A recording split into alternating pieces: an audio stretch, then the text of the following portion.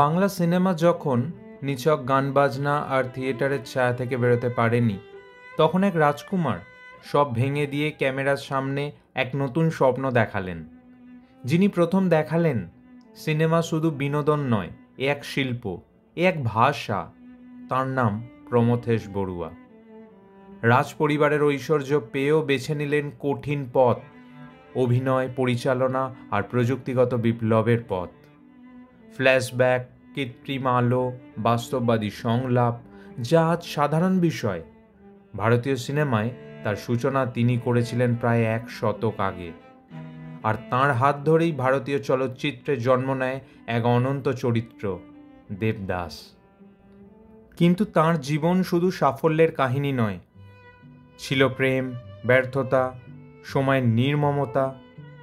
যে মানুষ সিনেমাকে আধুনিক করল, শেষ জীবনে তাঁকেই ভুলে গেল ইন্ডাস্ট্রি। আসুন এই ভিডিওতে জেনে নিন অবহেলিত কিংবদন্তি প্রমথেশ বড়ুয়ার জীবন কাহিনী। ভারতীয় সিনেমার আধুনিকায়নে অক্লান্ত পরিশ্রম করা অন্যতম বাঙালি পথিকৃৎ হলেন প্রমথেশ বড়ুয়া, যিনি পি.সি. বড়ুয়া নামেই অধিক পরিচিত। অভিনেতা, পরিচালক এবং চিত্রনাট্যকার হিসেবে বাংলা ও হিন্দি উভয় চলচ্চিত্র জগতেই তাঁর অবদান অনস্বীকার্য। রাজনীতির অঙ্গন থেকে চলচ্চিত্র জগতে প্রবেশ করে তিনি বেশ কিছু সাহসী পদক্ষেপ নিয়েছিলেন, যার কিছু ব্যর্থ হলেও অধিকাংশই সফলতার শিখরে পৌঁছেছিল। ভারতীয় সিনেমায় তাঁর অবদান ছিল সুদূর প্রসারী। তিনি সফলভাবে কৃত্রিম আলো বা আর্টিফিশিয়াল লাইট, ফ্ল্যাশব্যাক পদ্ধতি এবং রবীন্দ্রসঙ্গীতের ব্যবহার করেন, যা চলচ্চিত্রের নির্মাণ শৈলীকে এক নতুন মাত্রা দিয়েছিল।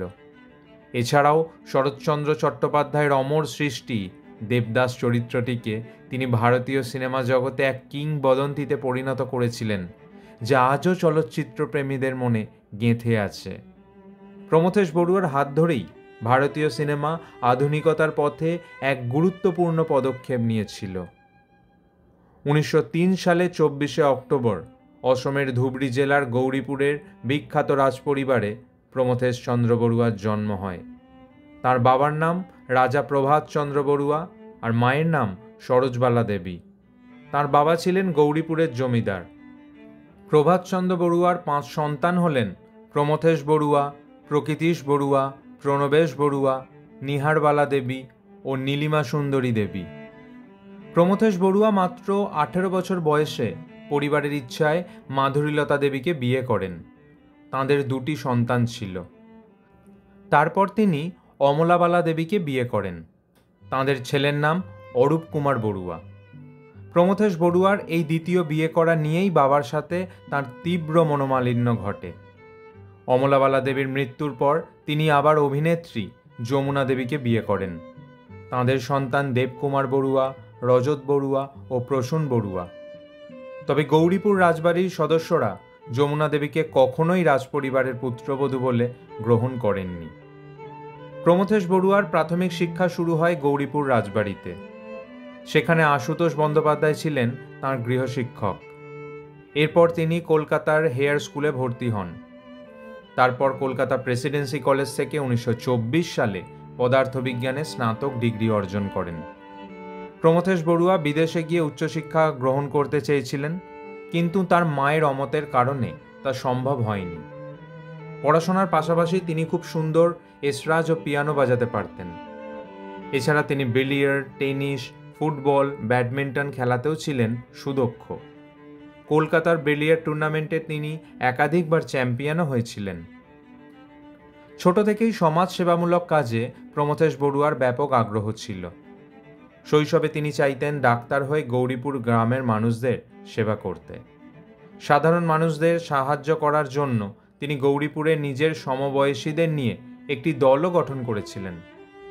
এছাড়া তিনি নিরীহ অভুক্ত প্রজাদের থেকে জোর করে রাজস্ব আদায় করতে পারবেন না বলে জমিদারির দায়িত্বভার নিতে অস্বীকার করেন। তারপর তিনি ক্রমশ রাজনীতির প্রতি আকৃষ্ট হন। তিনি বিনা প্রতিদ্বন্দ্বিতায় অসম বিধানসভার সদস্য নির্বাচিত হয়েছিলেন। এরপর তিনি চিত্তরঞ্জন দাসের স্বরাজ পার্টিতে যোগ দেন। তবে শেষ পর্যন্ত চলচ্চিত্রের প্রতি অসীম আগ্রহের কারণে তিনি রাজনীতি ছেড়ে দেন। সিনেমার প্রতি প্রমথেশ বড়ুয়ার প্রথম আগ্রহ জন্মায় কলেজে শিশির কুমার ভাদুড়ির অভিনয় দেখার পর থেকে। পরবর্তীকালে তিনি নিজে অভিনয়ের জন্য বন্ধুদের নিয়ে তৈরি করেন ইয়াং ম্যানস ড্রামাটিক ক্লাব। এখানে বিবাহ বিভ্রাট, নূরজাহান, প্রফুল্ল, কারাগার নাটক অভিনীত হয়, যেখানে প্রমথেশ ছিলেন অভিনেতা ও পরিচালক। 1926 সালে ভারতীয় সিনেমা জগতে প্রমথেশ বড়ুয়ার আবির্ভাব হয় ব্রিটিশ ডোমিনিয়ন ফিল্মস লিমিটেডের হাত ধরে। ধীরেন্দ্রনাথ গাঙ্গুলি বা ডিজির অনুরোধে তিনি দেবকী কুমার বসুর পঞ্চশর সিনেমা শুটিং দেখতে গিয়ে ওই সিনেমার একটি ছোট চরিত্রে অভিনয় করার সুযোগ পান। এছাড়া তিনি ধীরেন্দ্রনাথ গাঙ্গুলির টাকায় কিনা হয় সিনেমাতেও কাজ করেন। এরপর তাঁর চলচ্চিত্র জীবনে সাময়িক বিরতি পড়ে। তিনি চলে যান ইংল্যান্ডে কিডনির অপারেশনের জন্য।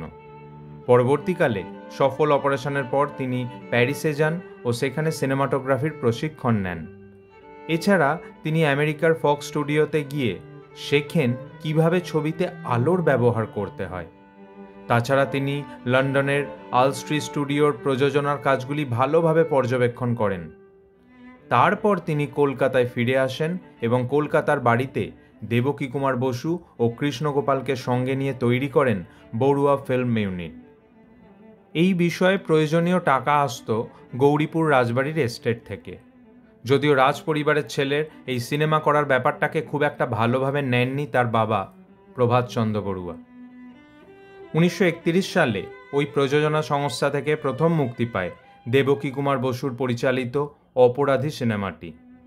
এই সিনেমাতে প্রথমবার মুখ্য চরিত্রে অভিনয় করেন প্রমথেশ বড়ুয়া। ভারতীয় সিনেমা জগতে এই সিনেমা টেকনিক্যাল দিক থেকে বিশেষভাবে উল্লেখযোগ্য। এই সিনেমাতেই প্রথমবার কৃত্রিম আলোর ব্যবহার করা হয়। এছাড়া তিনি এই সিনেমাতে প্রয়োজনীয় মেকআপ পদ্ধতিতেও নানা রকম বদল আনেন। তারপর 1932 সালে বড়ুয়া ফিল্ম ইউনিট থেকে মুক্তি পায় নিশির ডাক। এই সিনেমায় অভিনেতা হিসেবে সুশীল মজুমদারের অভিষেক হয়। ওই বছরই প্রমথেশ একদার গল্প লেখেন এবং প্রযোজনা করেন। এখানে পরিচালক ছিলেন সুশীল মজুমদার। এরপর 1932 সালে বড়ুয়া ফিল্ম ইউনিটের প্রযোজনায় প্রমথেশ বড়ুয়া পরিচালনা করেন বেঙ্গল 1983। ছবির বিষয় ছিল আগামী 50 বছর পর বাংলার অবস্থা। এই ছবির শুটিং মাত্র 8 দিনে শেষ করা হয়। বিষয়বস্তুর দিক থেকে এটি একটি সাহসী পদক্ষেপ হলেও সিনেমাটি একেবারে ফ্লপ হয়ে যায়। এই স্টুডিও পরিচালনার জন্য প্রচুর অর্থের প্রয়োজন হয়। অন্যদিকে ছেলের এই সিনেমার জন্য অহেতুক টাকা নষ্ট করার জন্য প্রমথেশের বাবা গৌরীপুর থেকেও টাকা পাঠানো বন্ধ করে দেন। প্রবল অর্থাভাবে প্রমথেশ বড়ুয়া আরোরা ফিল্ম স্টুডিওর মালিক অনাদি বসুর থেকে ধার নেন, কিন্তু সঠিক সময়ে অর্থ পরিশোধ করতে না পারায় শেষ পর্যন্ত বড়ুয়া ফিল্ম ইউনিট চলে যায় আরোরা ফিল্ম স্টুডিওর কাছে। নিজের স্বপ্নের বড়ুয়া ফিল্ম ইউনিটের এই রকম করুণ অবস্থায় তিনি মানসিকভাবে খুব ভেঙে পড়েন। পরবর্তীকালে বীরেন্দ্রনাথ সরকার তাঁকে নিউ থিয়েটার্সে যোগদানের জন্য আহ্বান জানালে তিনি 1933 সালে সেখানে যোগ দেন। এই স্টুডিওই তাঁকে অভিনেতা ও পরিচালক হিসাবে জনপ্রিয়তার শীর্ষে পৌঁছে দেয়। এইখানে 1934 সালে তিনি রূপলেখা সিনেমার পরিচালক ও অভিনেতা হিসাবে কাজ করেন। এটি প্রথম ভারতীয় সিনেমা যেখানে গল্প বলার জন্য ফ্ল্যাশব্যাক পদ্ধতির ব্যবহার করা হয়েছিল।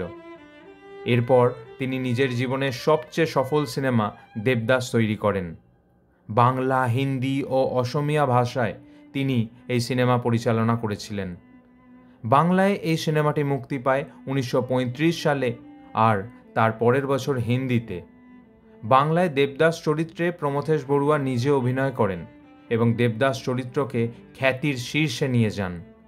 শোনা যায় যে উত্তম কুমারও নাকি প্রমথেশের ইমেজ ভাঙতে পারবেন না বলে একসময় দেবদাস চরিত্র করতে অস্বীকার করেন।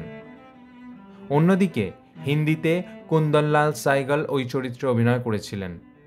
হিন্দিতে ওই সিনেমা মুক্তিলাভের পর সারা ভারত জুড়ে এক উন্মাদনা তৈরি হয়। এই সিনেমা যে শুধু প্রমথেশ বড়ুয়াকেই খ্যাতির শীর্ষে নিয়ে যান তা নয়, বরং কুন্দনলাল সাইগালও এই সিনেমায় অভিনয়ের পর জনপ্রিয় অভিনেতার মর্যাদা লাভ করেন। এই সামাজিক সিনেমায় অসাধারণভাবে flashback, close up, montage, wipe, fade in and fade out শটের ব্যবহার করা হয়। এছাড়া সিনেমাটি ইন্টারকাট টেলিপ্যাথি শট কৌশল ব্যবহারের জন্য বিশেষভাবে গুরুত্বপূর্ণ। এছাড়াও তিনি মঞ্জিল, গৃহদাহ, মায়ার মতো জনপ্রিয় সিনেমা তৈরি করেন।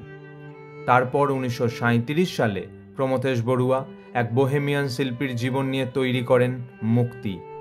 এখানে তিনি নিজেও অভিনয় করেন। বক্স অফিসে এই সিনেমা দারুণ হিট করে। মুক্তির বহু অংশ গৌরীপুরে শ্যুট করা হয়েছিল। এছাড়া এই সিনেমাতেই প্রথম রবীন্দ্রসঙ্গীতের ব্যবহার করা হয়। সিনেমায় রবীন্দ্রনাথের দিনের শেষে ঘুমের দেশে গানটিতে সুর ও কণ্ঠ দেন পঙ্কজ কুমার মল্লিক। আবার 1939 সালে প্রমথেশ নিজের কমেডি সিনেমা রজত জয়ন্তীতে মুখ্য চরিত্রে অভিনয় করেন। তারপর তিনি অধিকার সিনেমা পরিচালনা করেন। এরপর 1940 সালে কৃষ্ণ মুভিটন থেকে তাঁর সাপ মুক্তি রিলিজ করে। এই সিনেমায় দারুণভাবে কাটশট কৌশলের ব্যবহার করা হয়। এছাড়া তিনি আবার সাইগালের সঙ্গে তৈরি করেন জিন্দেগি। এছাড়া তাঁর জনপ্রিয় সিনেমাগুলি হল মায়ের প্রাণ, উত্তরায়ণ, শেষ উত্তর, যেটা হিন্দিতে জবাব। তিনি নিজের জীবনের শেষের দিকে তৈরি করেন চাঁদের কলঙ্ক, সুবহ শাম, আমিরি, রানী ইত্যাদি সিনেমা। প্রমথেশ বড়ুয়ার মৃত্যুর পর 1953 সালে মুক্তি পায় তাঁর পরিচালিত শেষ সিনেমা মায়া কানন। 1951 সালের 29 নভেম্বর কলকাতায় প্রমথেশ বড়ুয়ার মৃত্যু হয়। ভিডিওটি ভালো লাগলে লাইক এবং শেয়ার করবেন। কেন করবেন? কারণ সব বাংলায় গত প্রায় 10 বছর ধরে বাংলা ভাষায় সঠিক ও নিরপেক্ষ তথ্যভাণ্ডার গড়ে তুলতে আপ্রাণ চেষ্টা করছে। সস্তায় জনপ্রিয় হওয়ার মতো ভিডিও সব বাংলায় বানায় না। অনেক পড়াশোনা করে বাঙালির জন্য বানায় এই সমস্ত ভিডিও। আগামী প্রজন্মের জন্য বাংলা ভাষাকে বাঁচিয়ে রাখার জন্য এই ধরনের কাজে আপনার একটি লাইক ও শেয়ার মূল্যবান। কারণ এভাবেই আমরা প্রমাণ করতে পারি সস্তার জনপ্রিয়তা নয়, বাঙালি সুস্থ সংস্কৃতির পাশে চিরকাল ছিল, আছে, থাকবে।